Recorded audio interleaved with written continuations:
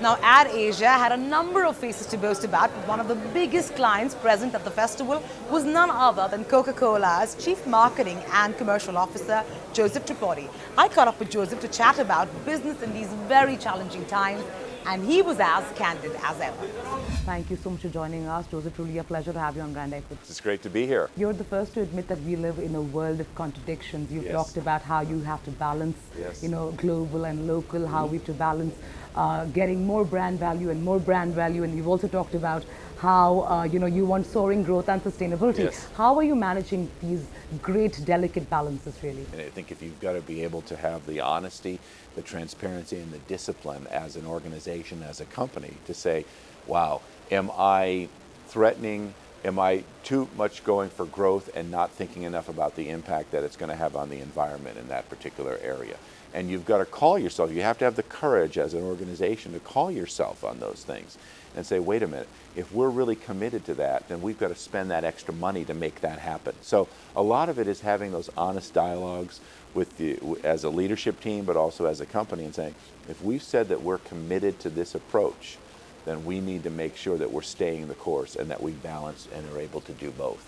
Sometimes those are hard conversations to have, but they're important to have. Joseph, you're also, in a very awkward position because, every other day the CMO gets charged with fueling obesity, and at the same time you're having conversations on the other hand, on the fact that you're actually you're responsibly trying to sell the drink. Sure. How do you deal with that, and how do you really increase consumption in the whole health and wellness era, really? Yeah. Well, see, we don't have these products and say those are the health and wellness products, and these are the obesity products. We don't look at our business like that. We think all our products are inherently healthy and drinkable for people.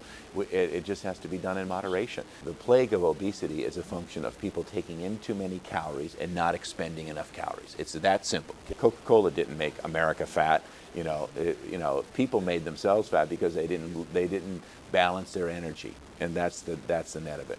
So we fundamentally reject the notion that sparkling beverages are contributing to that. Having said that, we are going to be part of the solution, which is we're turning on a lot of our assets, we're turning a lot of our messaging to active, healthy living. Can you talk about your Olympics experimentation, really, Sure.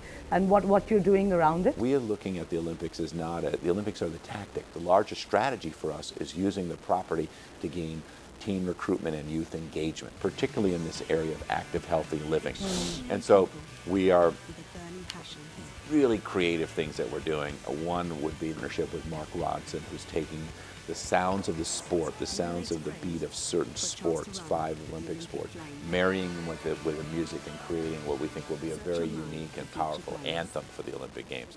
Other things that we're going to do that they'll be around content and how we think about content and content generation for a certain period of time during the Olympics, which I think no marketer would have ever done what we're going to be doing. I'm glad you brought up content creation because I think Coke is really doing some heavy investments in really creating content. Yes. While everybody's trying to grapple with the digital world, Yes. I believe you're looking at content that will be outsourced, will be made in-house, will be done through through your consumers. Sure, I agree. I think one of the greatest challenges for marketers as we go forward now is where you find, identify, develop, source, aggregate content, and then where you take it into the black box and you decided where that content is going to go and get flexed out over all these endpoints, many of them digital, some of them analog, but many of them digital.